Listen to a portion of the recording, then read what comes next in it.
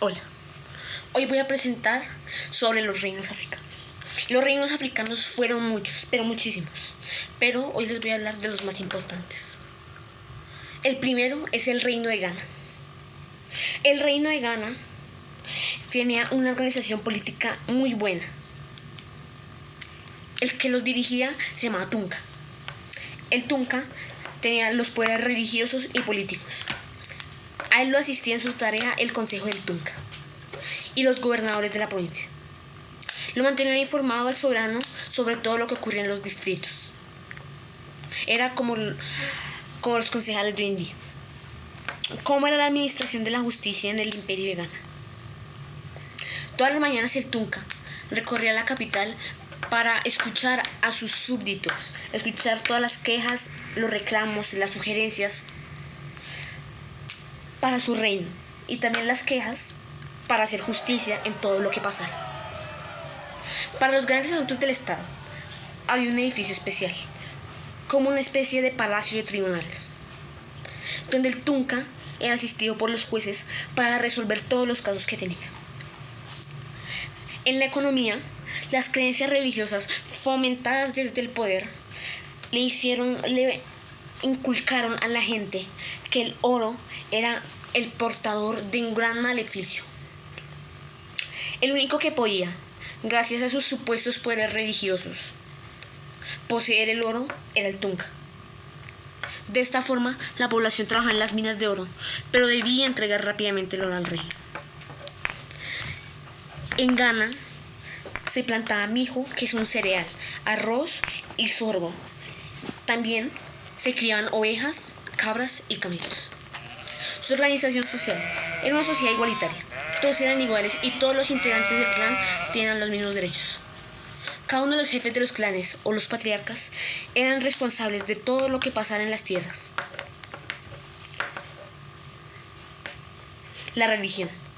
El culto a la serpiente, Wagadu Vida, estaba vivo en todo el imperio.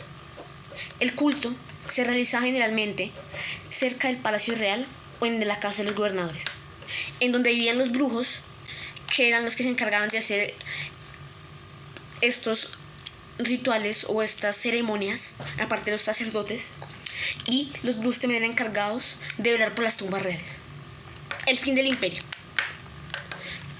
El contacto muy estrecho entre las caravanas árabes y el imperio Ghana fue introduciendo lentamente el islamismo a este imperio, lo que comenzó a competir con la religión local.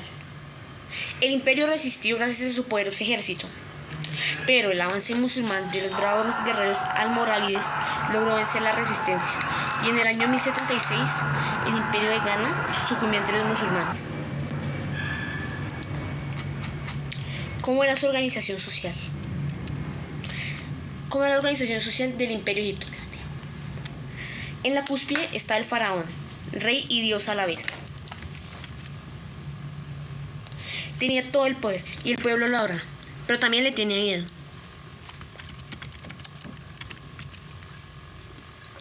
Por debajo estaban los funcionarios de gobierno, que vivían con el faraón y gozaban de grandes riquezas y privilegios. Luego estaban los artesanos y comerciantes, que eran la clase media de esa época. En la base de esta pirámide podemos ubicar a los campesinos, que eran considerados libres, pero tenían que hacer trabajos muy duros. ¿Cómo era su organización política? El faraón tenía una serie de colaboradores. Los sacerdotes eran nombrados por el faraón y se dedicaban al culto de los dioses y a los ritos funerarios. Los escribas ocupaban un lugar muy importante porque la escritura era un secreto y la gente casi no podía leer y escribir. El primer faraón. Como dato curioso, el primer faraón fue Menes. Fue el primero de al menos 200 que formarían parte de las 31 dinastías que le seguían. La religión. La religión para los egipcios era lo más importante. Creían en algunos dioses con forma humana y en otros con partes humanas y de animales. Uno de los más importantes era Horus, con cabeza de halcón y cuerpo de hombre.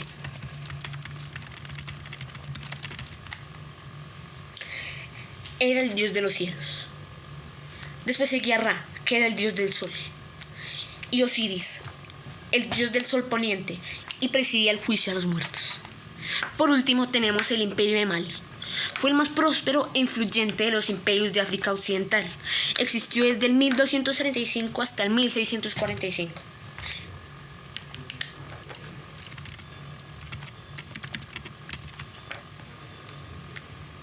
Era conocido como un centro comercial de primer orden, dentro de los mercados y rutas comerciales que cruzaban el Sahara. Además de florecer como importante centro comercial, este imperio también era conocido por ser un centro de aprendizaje intelectual. Mansa Musa anexionó pacíficamente la ciudad de Tombuctú al imperio de Mali hacia el 1325. Los historiadores estiman que las bibliotecas públicas y privadas de Tombuctú son ahora bibliotecas perdidas. Contaban con una colección de más de 700.000 manuscritos y libros que abarcan temas como la filosofía, religión, ciencia, matemáticas, medicina y astronomía. Este imperio fue fundado por Sundiata Keita, príncipe del reino Kangaba, que lideró una rebelión y acabó derrotando a Sumanguru Kante, el rey del reino más grande de Soso. Los reinos de Keita y Kante eran estados dentro del ya decadente imperio de Ghana, que no se puede confundir con la actual Ghana, porque la actual Ghana está cientos de kilómetros más al norte. Con el tiempo, el imperio de Mali se hizo lo suficientemente grande y poderoso como para engullir a su antiguo supervisor, el imperio de Ghana, convirtiéndose así en el nuevo imperio de África. El imperio de Mali desapareció en 1645, bajo su sucesor, el imperio